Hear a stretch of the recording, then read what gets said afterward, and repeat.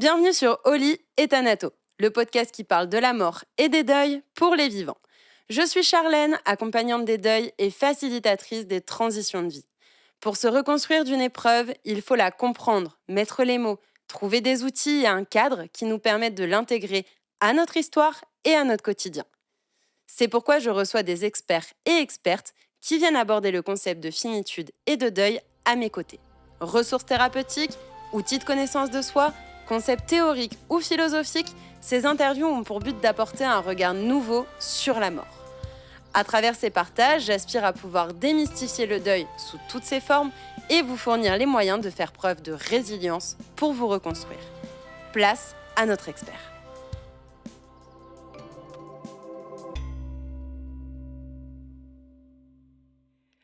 Bonjour à tous. Aujourd'hui, je suis ravie d'accueillir Lucie avec qui on va parler funéraire. Lucie, déjà, je te remercie de m'accorder ce temps et ta confiance. Et puis, je te laisse te présenter. Bonjour Charlène, et déjà je te remercie aussi de m'accorder du temps et de partager ce moment-là ensemble. Donc moi je m'appelle Lucie, j'ai 37 ans, j'ai fondé Agapé et je suis accompagnatrice et célébrante funéraire laïque. Pour ça j'ai passé mon diplôme de conseillère funéraire. J'ai également été formée par Chemin de Deuil pour l'accompagnement au deuil. Et je suis aussi dans un groupe en fait de citoyens, un collectif même de citoyens qui travaillent à l'ouverture imminente d'une coopérative funéraire qui s'appelle La Batelière. Ah, ça aussi, ce serait un épisode que je kifferais trop pouvoir partager sur la coopérative funéraire et qu'est-ce que c'est, quelle est la différence on peut avec des pompes funèbres classiques. Mais bon, malheureusement, ce n'est pas le sujet de l'épisode d'aujourd'hui. On ne peut pas tout faire d'un coup. Mais justement, aujourd'hui, tu es là pour nous parler de ce côté funéraire. Tu l'as dit, tu es accompagnante funéraire.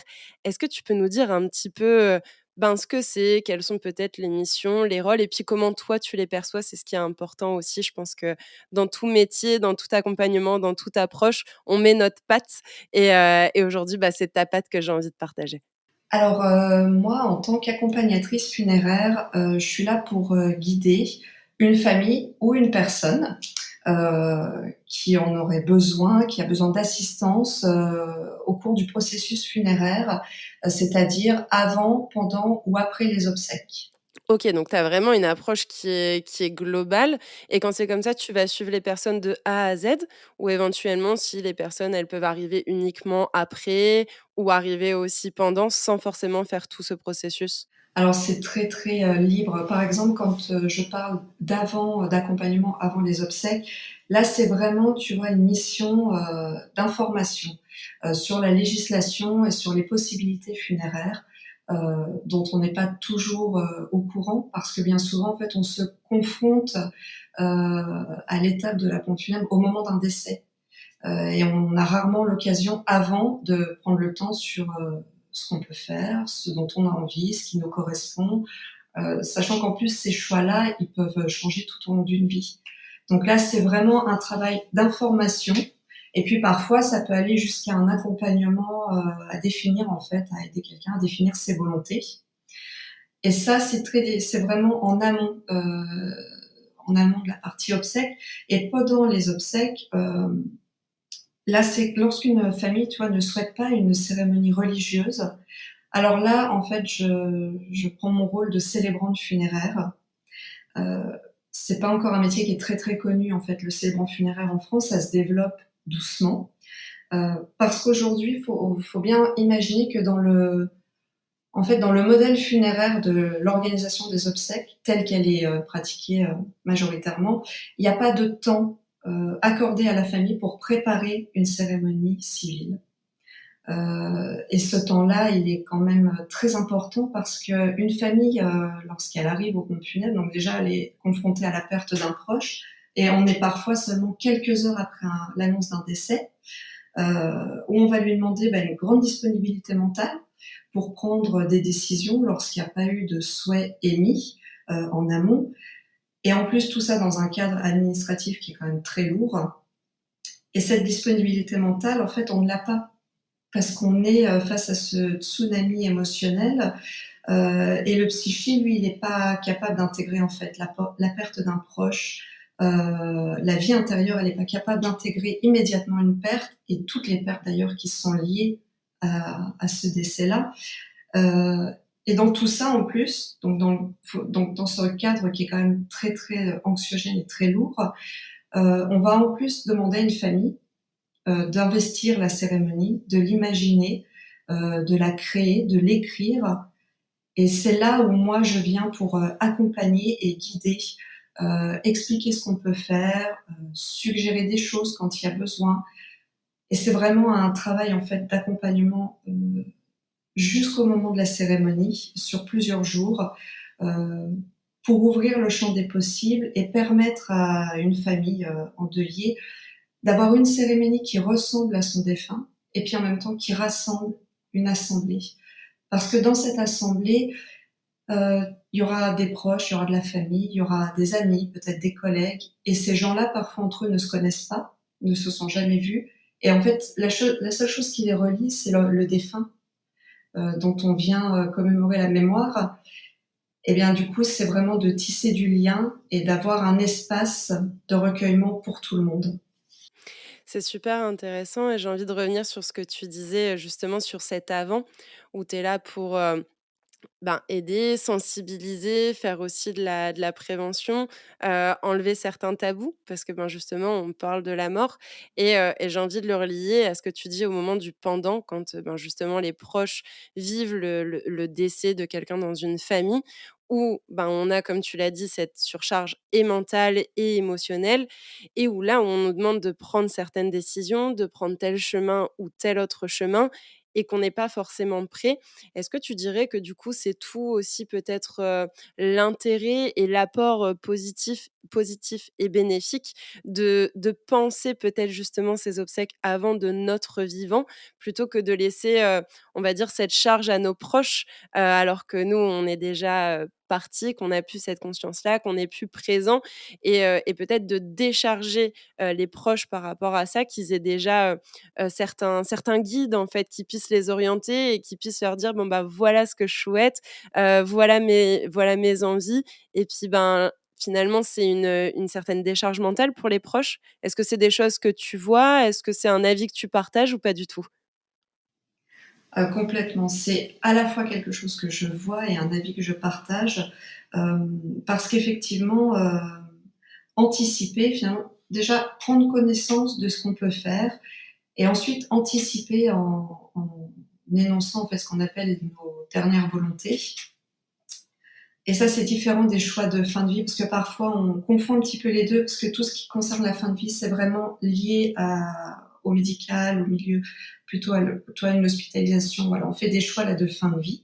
Là, c'est vraiment l'expression de nos dernières volontés. Ça concerne tout ce qui est obsèques et funérailles. Il faut savoir il y a une loi qui date de 1887 qui dit que tout majeur émancipé peut choisir en fait ses funérailles et de leur nature, que ce soit religieux, et puis ensuite ce qu'on souhaite y faire, le type d'obsèques, etc.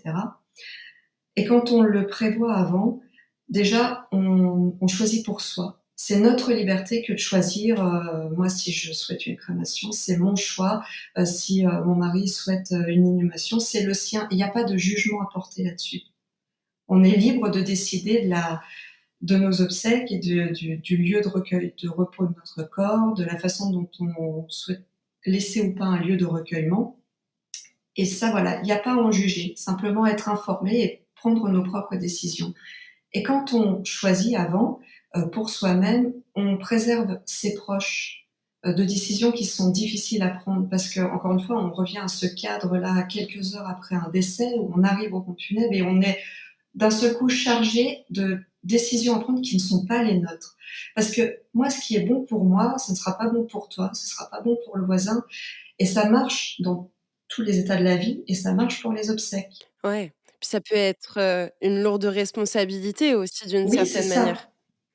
C'est ce que j'allais dire. C'est en plus de ça, il y a une responsabilité qui est prise et ça peut être des décisions qui sont euh, euh, angoissantes, qui sont culpabilisante, ça peut être source en plus après de conflits familiaux et tout ça en plus, quand on prend le deuil d'une manière plus, globale, c'est autant de pierres qu'on met sur le chemin du deuil et qui vont rendre ce parcours plus difficile. Exactement. Je dis pas que ce sera plus simple, que ça n'enlève pas la tristesse, ça n'enlève pas ce qu'on ressent quand on perd quelqu'un, mais au moins ça facilite, je dirais l'entrée sur le chemin du deuil. Ouais, je suis tout à fait d'accord avec toi. C'est vrai que quand on ignore ce que la personne souhaitait, par exemple, on t'a donné l'exemple de, bah, voilà, une inhumation ou un enterrement, qu'est-ce que la personne souhaitait réellement et qu'on prend la décision à sa place, bah, on a toujours un peu ce questionnement. Est-ce que c'était réellement ce qu'elle souhaitait ou pas? Il faut bien faire un choix et puis il y a quand même cette notion de rapidité. On n'a pas 3 mois pour faire un choix, il faut le faire assez vite et donc du coup, on le fait dans la précipitation sans avoir aussi toutes nos dispositions, cognitives parce que, ben, justement, on a cette surcharge mentale. Alors que si, je confiais à mes proches que, ben, voilà, moi je veux être enterrée ou je veux être inhumée, ben, mes proches, ils savent, ils sont au courant et ils vont avoir le respect, en fait, de ma volonté. Ils auront un peu ce côté, ben, pour reprendre ces mots-là, d'être déchargés, de se dire: «OK, on sait ce qu'elle voulait, déjà sur ce point-là, on n'a pas besoin de culpabiliser, on n'a pas besoin de se rajouter des questionnements en disant: "Est-ce que réellement c'est ça qu'elle voulait? Est-ce qu'elle voulait reposer à l'endroit A ou à l'endroit B?"» Et je trouve ça justement super intéressant et super, important et même sur cette notion, ben, de responsabilité, en fait et j'aime bien aussi la différence que tu as fait entre la notion par rapport aux obsèques dans les dernières volontés et par rapport à la fin de vie. Est-ce que tu peux, détailler un petit peu, sur ce point-là? Parce que c'est vrai que alors moi, c'est quelque chose que j'ai fait avec mon chéri, nos dernières volontés. Comme tu l'as dit, ça peut évoluer aussi toute une vie. Néanmoins, je suis consciente que je peux partir demain, même si je n'ai pas encore 30 ans. C'est quelque chose qui peut arriver. Et si j'attends mes 60 ans pour les faire, ben, peut-être qu'il sera jamais au courant, à part sur cette notion verbale. Et ça va peut-être te permettre d'introduire, même si c'est un petit passage sur la notion de la personne de confiance. Oui. Alors, bah, sur les dernières volontés, donc tu as, il y a plusieurs, il y a entre guillemets, il y a plusieurs points, enfin 3 grands aspects. Il y a le type d'obsèque que tu peux choisir. C'est-à-dire en France, il y a pas 50 possibilités, c'est inhumation ou crémation. Ensuite, tu peux choisir tout ce qui, va avec, le «traitement» entre guillemets de ton corps. J'aime pas trop le mot traitement, mais c'est vraiment globalement, c'est ça l'image. C'est-à-dire si tu souhaites ou pas des soins de conservation, si tu souhaites, reposer dans un salon funéraire, avoir tes proches qui puissent venir te rendre visite. Ça va être tu peux même aussi décider si tu veux, aller plus loin, si tu souhaites un avis de décès dans le journal. Il y a des gens qui ne veulent pas, hein, que ce soit, communiqué. Et puis tu vas choisir aussi le lieu de repos. En fait, ta dernière demeure, bah, quand tu souhaites être inhumé, voilà, si tu veux un monument funéraire, si tu veux, par exemple, être inhumé en pleine terre, c'est-à-dire sans, caveau, sans monument, si tu souhaites une tombe végétalisée. Et puis quand tu passes par la crémation, tu peux choisir si tu veux que tes cendres soient dispersées, au jardin du souvenir, soient mises en columbarium. Voilà, ce sont tous les choix que tu vas pouvoir faire et tu peux donc, effectivement les communiquer à une personne qu'on appelle une personne, un tiers de confiance, heu, qui sera en fait, celui qui va faire respecter ses choix. Heu, Si tu n'es pas passé par le système du contrat obsèque, parce que tu peux aussi passer par un contrat obsèque qui a une valeur testamentaire, c'est bien quand même de le savoir. Un contrat lorsqu'il est fait, il doit être respecté et d'une manière générale, les dernières volontés, lorsqu'elles sont émises et connues, doivent être respectées. Ça, c'est la loi qui le dit. C'est-à-dire que c'est même, punissable en fait d'une amende, et de 6 mois d'emprisonnement, si c'est pas respecté. Donc tu vois, il y a vraiment un cadre légal dans tout ça où c'est très, en France, on a une législation funéraire qui est très cadrée, qui donne vraiment, un cadre, pour tout ce qui concerne les obsèques, le devenir du corps et voilà, c'est bien de le savoir.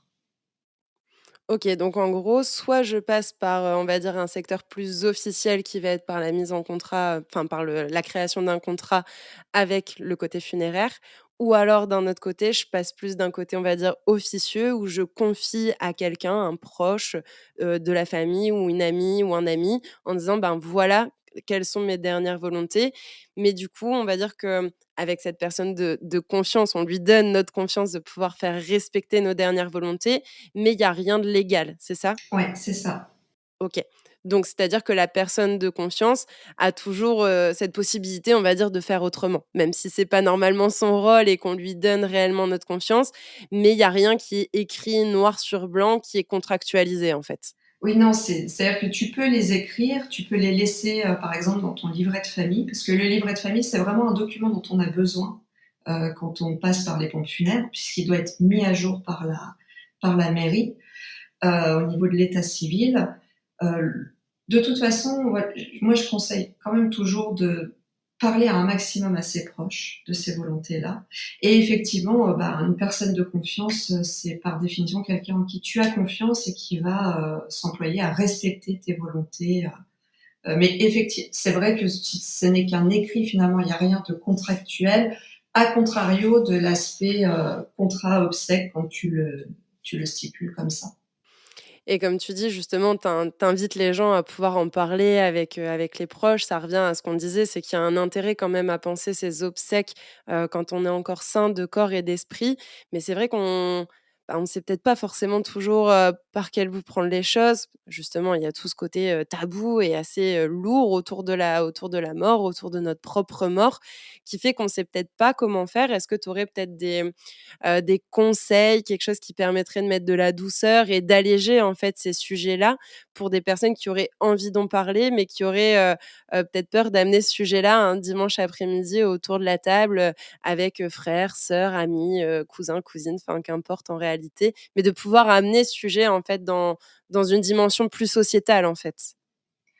Oui, c'est vrai qu'on fait face à un tabou qui est, quand même énorme autour de la mort, des obsèques et c'est effectivement pas le sujet dont on parle justement, au repas de famille, alors que c'est paradoxal parce que la mort, on en parle, tu prends les infos, tous les jours on te parle, la mort, l'épidémie, la guerre. Enfin franchement des fois je me fais cette remarque, je me demande, combien de journaux télévisés ne parlent pas de la mort, tu vois? Au prorata du nombre de sujets traités, C'est quoi. vrai. Alors que la mort, qui nous touche dans l'intimité, on n'en parle pas. Faut surtout pas aborder ça, alors que finalement parler de la mort, ça ne tue pas. Non. Moi, ce que j'explique toujours quand je fais des ateliers d'information, sur les obsèques, c'est que je vais donner des informations, mais j'ai pas de boule de cristal. Je peux pas prédire pour personne, quand ça va arriver, ni pour moi ni pour les autres. Et donc je dirais que vraiment, c'est d'amener les choses en fin de compte en douceur, et sans forcer. Tu vois, ça sert à rien de quand on sent que nos proches ne sont pas prêts, pas complètement réceptifs à accueillir notre parole, bah, je dirais que c'est de prendre le temps et d'exprimer aussi son besoin. Hein, c'est différent de dire je vous impose, écoutez-moi, j'impose quelque chose et plutôt j'ai besoin de vous dire, c'est un besoin, c'est quelque chose que j'ai en moi. J'ai besoin de vous le dire et j'ai besoin que vous m'écoutiez maintenant. Tu vois, c'est dans l'approche que ça se joue.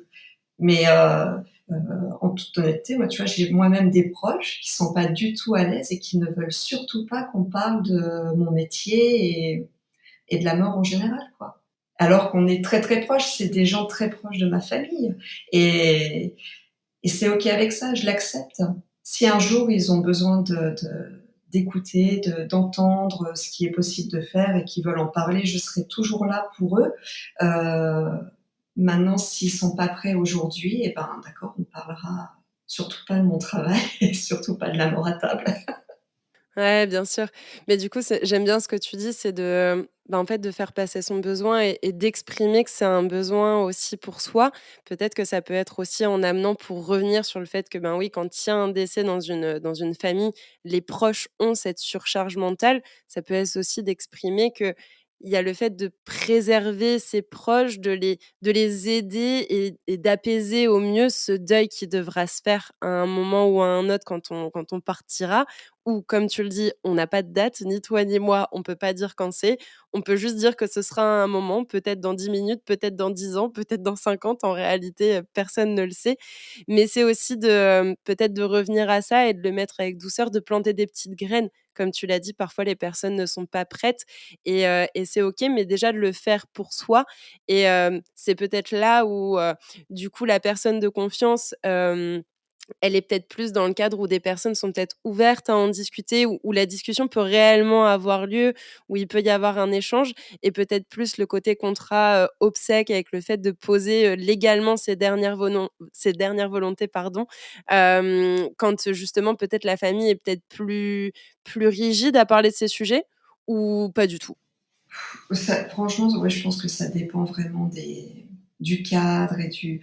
Parce qu'il y a un rapport. Finalement, on va avoir envie de parler de ses obsèques, de la mort, mais ça, il y a une part très intime de soi en réflexion. Tu vois, quand on est d'humain à humain, et finalement, ça va évoquer la mort, le deuil, des expériences et un vécu personnel qui est tellement intime que plus le temps passe et plus je crois qu'il y a vraiment aucune règle dans tout ça.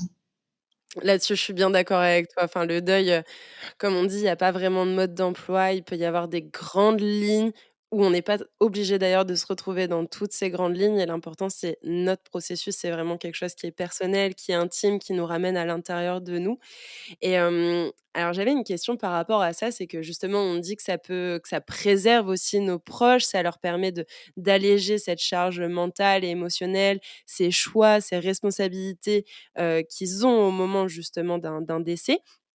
Et du coup, quelle est la place, qui peut rester à la famille et aux proches quand on a posé nos dernières volontés, qu'on a dit: «Bon, bah, voilà, moi je voudrais que ce soit comme ça, comme ça, comme ça».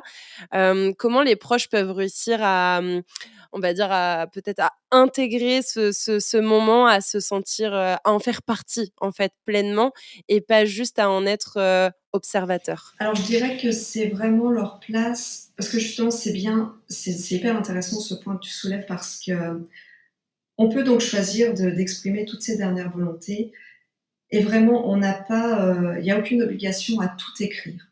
Tu vois? À écrire le fil conducteur de sa propre cérémonie, à écrire sa biographie funéraire, à choisir chaque musique qu'on va vouloir passer en cérémonie par exemple. Et justement, c'est dans cet espace-là qu'on peut laisser de la liberté aux proches parce qu'on les aura déchargés des décisions pardon, les plus difficiles à prendre, ce qui est un très bel acte d'amour que de leur laisser un espace pour eux s'exprimer. Et ça peut se retrouver dans la cérémonie, qu'elle soit finalement religieuse ou laïque, parce qu'une cérémonie religieuse, tu peux parfois aussi te l'approprier et ça se fait là dans ce cas avec l'équipe paroissiale. Euh, c'est vrai que la cérémonie civile, elle est beaucoup plus libre dans son écriture, donc là, il y a vraiment beaucoup plus de place laissée aux proches. Mais vraiment, c'est dans cet espace, tu vois, d'intégration du temps de recueillement où on peut s'exprimer et ça peut se faire même, tu vois, on continue sur par exemple l'organisation d'un pot de l'amitié où les gens vont avoir envie de s'investir. C'est ça aussi, c'est tous ces moments où ils vont trouver leur place dans les obsèques sans avoir à prendre des décisions difficiles. Du coup, j'ai le sentiment qu'en fait, on libère nos proches du côté pratico-pratique de, je veux tel type de cercueil ou je veux peut-être quelque chose de plus écologique, je veux être en terre, pas en terre. Donc voilà, le côté pratico-pratique est ce qui est, important pour nous et dans la manière dont on va finir, où va aller notre corps, peut-être plus dans ces aspects-là et le reste dans comment on va célébrer ma mort. Ben, là, il y a peut-être plus de liberté et de créativité aussi pour les proches de, ben, libre à chacun de dire un mot s'il en a envie ou pas Mmh. envie et là, c'est là où chaque proche, où chaque, personne selon sa volonté peut justement, investir comme tu l'as dit la cérémonie et bah, je trouve que ça nous fait un beau lien justement pour parler de ce rôle de célébrante funéraire que tu as un petit peu abordé aussi tout à l'heure. Est-ce que tu veux nous en dire un petit mot? Oui, vraiment alors, tu vois, la célébrante funéraire, moi, quand j'explique ce que je fais, je prends souvent l'image d'un chef d'orchestre, parce que d'abord, on écoute. et on entend en fait une histoire, une famille. D'ailleurs, on découvre en fait, moi je fais connaissance avec une personne décédée à travers les yeux de ses proches, à travers des anecdotes, à travers des habitudes qu'on me raconte. Il y a vraiment une intimité qui se crée au moment de cette découverte, de cette rencontre que je fais avec une personne qui n'est plus là. Euh, donc ça, c'est un rapport quand même très particulier en fait avec les défunts. Et puis aussi avec les familles. Et vraiment, tu vois, ce chef d'orchestre, bah voilà, il est là, il écoute, il entend, et puis ensuite on va coécrire en fait une partition. Et cette partition, pour moi, les notes en fait, bah, c'est la vie du défunt, c'est sa personnalité, c'est le lien qu'il avait avec ses proches, avec ses amis. Euh, et quand je dis coécrire, pour moi c'est toujours important de dire coécrire. Bien sûr, tu vois, il y a le rôle qu'on endosse, il y a un travail qu'on fait, mais on coécrit parce que finalement, dans cette cérémonie, l'essence qu'on va émettre, ça vient de l'échange qu'on a avec la famille. La majorité de la cérémonie, quand on l'imagine, qu'on la pense avec la famille, elle se fait au moment où on se rencontre. Parce que moi, je le fais comme ça, en tout cas, c'est que ça passe par une vraie rencontre, un vrai temps qu'on passe avec la famille, euh, qui dure quelques heures, et après qui sera en continu jusqu'au moment où on va se retrouver pour la cérémonie. Et autant la famille d'ailleurs que les proches. Tu vois, où moi je les invite vraiment à prendre part comme ils le ressentent dans la cérémonie. Et on échange en fait, on en parle. Moi des fois, tu vois, j'explique même, bah voilà, la salle est comme ça, vous allez arriver par telle porte. Moi, je me trouve ici parce que, en plus, on est sur des générations où on a finalement eu peu d'obsèques à organiser. Tu vois, l'âge auquel tu commences à t'organiser des obsèques, il est maintenant de plus en plus éloigné, dû à l'âge de la vie qui s'allonge. Euh, et du coup, bah, les gens ne savent pas. Et bien souvent, ils n'ont jamais mis les pieds dans une salle de cérémonie, n'ont jamais eu à organiser. Donc c'est vraiment là le chef d'orchestre, voilà, qui écrit avec eux cette partition, qui explique, qui guide, qui accompagne.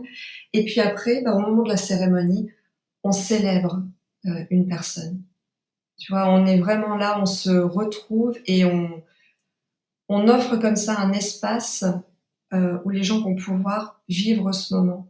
Parce que c'est un vrai moment qui existe et j'ai vraiment envie qu'on, petit à petit, qu'on arrive à lever l'injonction du deuil qui dure 6 mois ou 12 mois et puis presque qui se termine quand la cérémonie finalement se termine. D'un seul coup, ça s'arrête, on ferme les portes et on est censé voilà, redevenir un humain opérationnel, fonctionnel et tout de suite on repart et voilà, on se remet sur les rails de la vie et c'est parti.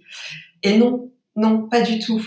Donc c'est vraiment de créer un espace, un vrai temps qui existe, dont il restera un souvenir, quelque chose.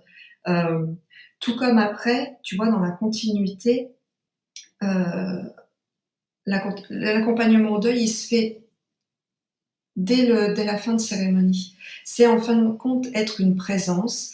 Euh, des fois, c'est reprendre contact avec la famille. Quand il faut poser un rituel après, qu'il y a un besoin, c'est être là à ce moment-là. Et déjà, rien que le fait de reconnaître, de nommer le défunt, de reconnaître ce par quoi la famille est passée, parce que bah, pour les proches, 6 mois après, la vie, elle a peut-être pas repris son cours tel que les autres, qui étaient peut-être des amis ou des collègues, auront repris leur vie. Donc c'est vraiment reconnaître cet état et donner à cette cérémonie un véritable espace de vie qui existe et qui va accompagner en douceur et encore une fois sans enlever la tristesse. Il n'y a pas de baguette magique. On n'arrive pas en cérémonie et boum, bim bam boum, on vous enlève toute votre tristesse, vous allez repartir justement très opérationnel. Non, mais on va y mettre de la douceur, on va y mettre du sens pour que les gens puissent ben, vivre leur deuil. Bien sûr. Puis la tristesse, elle fait clairement partie du processus, en fait. Et c'est pas parce qu'elle est là qu'on peut pas la vivre avec douceur, qu'on peut pas la vivre avec, du baume au cœur. Et j'aime bien justement ce mot de célébrer parce que oui, ça a beau être la fin et donc une mort, un décès. En fait, en réalité et c'est ce qu'on a vu à travers ce que tu partageais, on célèbre la vie. On célèbre la vie de cette personne qui est partie à travers, des musiques, qui peut-être, le faisaient ou la faisaient danser, jusqu'au bout de la nuit ou par, des photos, par des anecdotes. Mais ça, c'est bien sa vie, en fait, qu'on partage, la plupart du temps au moment de ce justement à cette fin de vie, enfin quand on quitte notre la vie dans ce sens-là, hem, on célèbre des moments qui nous ont définis, qui nous ont permis d'exister, qui nous ont permis d'être là et ça, c'est plutôt, je trouve que c'est plutôt joyeux, encore une fois, avec ce côté, nostalgique et triste parce qu'on sait que c'est des choses qu'on ne revivra plus, qui vont être plutôt de l'ordre du souvenir et de la mémoire. Mais ça n'empêche que c'est des choses qui sont belles et je trouve que c'est enfin, en tout cas, c'est des moments qui sont pas les plus beaux dans notre vie, mais qui sont porteurs d'un amour, qui sont porteurs d'un lien, qui sont porteurs d'un échange et tu l'as dit, c'est aussi dans cet échange avec la famille, avec les proches que se crée cette cérémonie. Il y a tout ce je trouve ce lien, vraiment cette notion de lien qui est importante, en fait, au moment des célébrations et il y a aussi la notion de rituel que tu as un petit peu abordée et est-ce que tu as envie de nous en parler un petit peu plus? Parce que c'est vrai qu'on perd quand même cette notion de rituel de plus en plus dans nos sociétés occidentales et qui était avant plutôt associée à un côté plus religieux. Est-ce que tu veux nous en parler un petit peu? Oui, alors effectivement, tu l'as dit, il y a 2 types de cérémonies, donc de rituels. Il y a la cérémonie religieuse, où là, le rituel funéraire, il est codifié et il est lié à la religion, en question. Et puis après, il y a la cérémonie, civile, qui là, en fait, est beaucoup plus libre et on est plus dans on s'attache en fait à faire, rayonner, une personnalité, un défunt, une vie et des liens. D'ailleurs, c'est paradoxal parce qu'aujourd'hui, on est dans une société où on a encore majoritairement quand même des cérémonies religieuses. Je crois que c'est l'ordre de 70 de cérémonies religieuses pour 5 de croyants pratiquants. Donc c'est quand même un paradoxe, heu et je pense que ça vient, aussi du fait qu'on n'est pas, justement avec le recul de la religion, on n'a pas vraiment proposé jusqu'à présent d'alternatives, qui soient des alternatives d'accompagnement et de création, de cérémonies. Heu, Encore une fois, aujourd'hui, il n'y a pas de temps, dédié en fait à la préparation de la cérémonie au moment de l'organisation des obsèques. Donc finalement, soit, la famille, elle est capable de se débrouiller par elle-même, donc de puiser dans ses ressources et d'aller, porter, à bout de bras une cérémonie, soit en fin de compte, on la met un peu sur les rails, d'une cérémonie type et finalement, à mon sens, il y a pas de cérémonie type, il y a pas de rituel type. Tu vois? Il y a autant de rituels que de familles, que de défunts, que de personnalités. Tant qu'on y met en fait une intention et qu'on y trouve du sens, ça va devenir un rituel. Et ça peut être effectivement, passer, de la musique, ça peut être se lever et puis applaudir, le défunt, frapper dans ses mains, tous ensemble. Ça peut être, pour la famille, d'offrir quelque chose, tu vois? Offrir une fleur qui était, la fleur que, la personne préférait, ou déposer des souvenirs dans une boîte.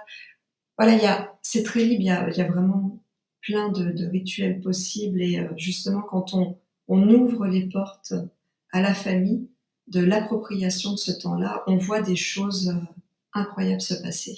C'est super intéressant ce que tu nous as dit sur les rituels et ce que j'aime beaucoup, c'est le côté, personnel et intime où chacun peut réellement, en fait, y donner du sens et c'est ça reprend ce qu'on disait, tout à l'heure, en fait, par rapport au deuil. C'est que, ben, oui, le deuil, on va y donner le sens qui va être le nôtre.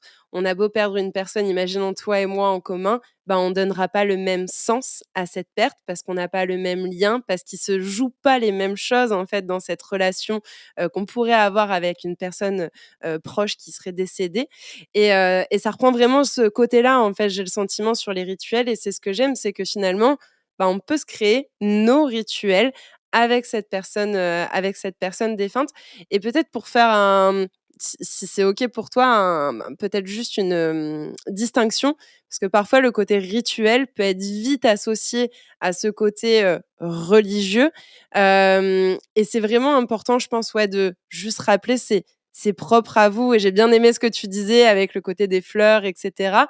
Est-ce que tu as d'autres exemples peut-être de rituels, symboliques, non associés aux religieux qui pourraient parler peut-être à des personnes qui ne sont pas, justement pas religieuses? Oui, alors dis oui, des exemples de rituels. Il y a, le fait, tu vois, d'apporter, des choses très personnelles au moment de la cérémonie.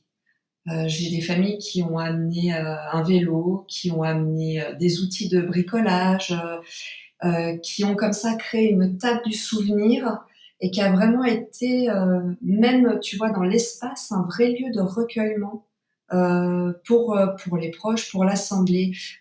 J'ai aussi vu un pneu de Formule 1. D'ailleurs, j'ai découvert que c'était énorme finalement. Et ça, tu vois, c'est vraiment très personnel, quoi. Heu, Tout le monde n'amènerait pas un pneu de Formule 1 ou des outils de bricolage ou un vélo. C'est propre à chaque personne. Ça peut être, ouais, vraiment de choisir une chanson, de lire, de la poésie, de faire passer des messages de proches, tu vois? De Et vraiment, c'est se dire qu'on a cette liberté, de faire ce qui a du sens. Tout le monde n'a pas, envie de diffuser le message d'un neveu, d'un cousin, et qui pourtant, en plus, quand on se met à sa place de lui, tu vois? Qui a enregistré, qui a pris ce temps, qui a enregistré cet hommage pour le diffuser, pour poser des mots, à une assemblée, c'est hyper fort. Donc et voilà, après il y a des tas d'exemples encore, mais voilà un petit peu des choses plus atypiques, Les seules limites, c'est les limites qui sont les nôtres, en fait, notre imagination et notre créativité et ce qui jouait, en fait, dans le lien au défunt. ouais, c'est ça, notre, vraiment oui, nos propres limites, qui résonnent avec, notre propre vision de la mort et puis, les limites aussi des réglementations qu'on nous impose parce que c'est pas encore, hyper développé, tu vois? Cet investissement qu'on va pouvoir faire, au niveau de la cérémonie et puis parfois, voilà, on est quand même, et c'est là aussi le rôle heu, du célébrant qui est là pour accompagner, c'est trouver des alternatives, trouver des solutions à une famille qui ne pourrait pas effectuer le rituel tel qu'elle le pense. Je prends un exemple, que j'ai vécu il y a pas longtemps, d'une famille qui souhaitait, tu vois, déposer des rubans sur un cercueil et finalement c'était pas possible, par la suite pour la crémation et cetera. Et bien du coup, on a cherché une alternative, ça a été d'écrire avec, des feutres, de plein de couleurs parce que pour la famille, c'était important qu'il y ait beaucoup de couleurs. Et ben du coup, on a trouvé ensemble, on a pensé à une alternative et puis on l'a fait comme ça. Parce qu'effectivement, on a quand même ces limites-là aussi qui sont une réalité. Il y a des contraintes de réglementation et de choses qu'on peut pas toujours faire comme on le voudrait. C'est des choses qui tendront à évoluer, en tout cas, je l'espère. Ça va nous faire une très belle conclusion. Tu as prononcé les mots «vision de la mort» et j'avais envie d'avoir un petit peu, toi qui es au contact de cette mort, même si tu es pas, thanatopracteur, que tu t'occupes pas du corps en tant que tel, tu as quand même ce lien aux familles, ce lien aux défunts, ce lien à la mort et quel est du coup, toi, ta vision de la mort? Comment tu vois les choses? Et peut-être si, au passage, il y a des personnes qui ont cette crainte de la mort, qu'est-ce que tu aurais peut-être, envie de leur passer comme doux message? Alors, écoute, moi, ma vision de la mort, elle résonne en moi un peu comme, tu vois, les faces, je dirais 2 faces d'une, même pièce. Parce que d'un côté, il y a tout cet aspect, qu'on peut penser avant, qui pour moi, ça, c'est très clair, c'est voilà, quelles sont les possibilités funéraires, ce que je veux pour moi, ou même ce que mes proches m'ont déjà exprimé pour eux-mêmes. Donc ça, c'est assez, finalement, c'est plutôt simple, tu vois, c'est facile, c'est des possibilités, de la législation, OK. Et puis à l'autre côté, alors là, c'est moins lumineux pour moi. Et là, c'est plus lié à ma vision de l'absence et du deuil. Et en fin de compte, ça fait écho tout simplement avec mon propre vécu. Euh, et euh, même s'il n'y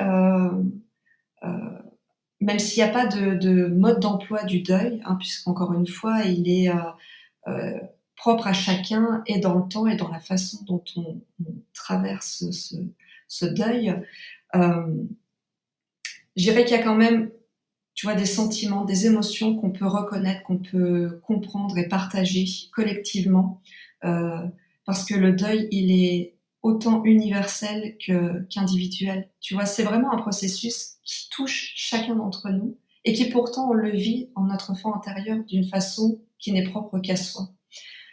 Et donc, je ne peux que comprendre ce par quoi vont passer peut-être mes enfants le jour où je partirai, ou moi le jour où je perdrai un proche, ce par quoi je vais devoir passer.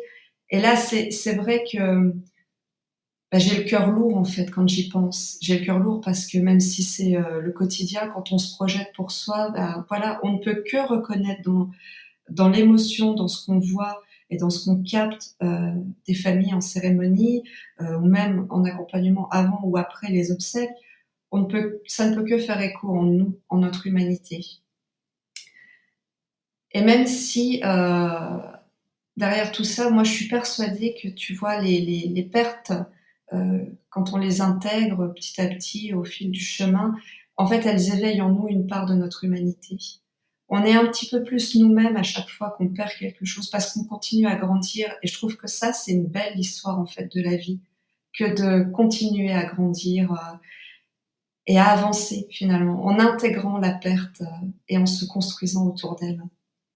C'est magnifique, c'est vraiment, laisser mourir une petite part de soi pour renaître à autre chose, mais sans oublier en fait le passé ou ce qui a pu se passer avant, mais en l'intégrant pleinement à notre histoire. Ouais. Je te remercie beaucoup pour ces mots. Est-ce qu'il y avait quelque chose que tu souhaitais, ajouter? Non, écoute, simplement te remercier encore pour le temps qu'on vient de passer ensemble. C'était beau, c'était fort, et je suis vraiment contente de partager ça avec toi. Merci beaucoup à toi, Lucie. Dans tous les cas, je mettrai tes liens en description, comme ça les gens pourront voir aussi ce que tu fais avec Agapé, suivre peut-être l'aventure de la COP aussi. Oui, Et puis peut-être qu'on en parlera lors d'un prochain épisode, qui sait? pourquoi pas. Affaire à suivre. Encore merci à toi. Merci. Un grand merci pour votre écoute, votre attention et votre fidélité sur ce podcast. J'espère que ce dernier épisode vous a inspiré et vous permettra d'envisager votre reconstruction. Pour briser les tabous, il est nécessaire de délier la parole sur ces sujets.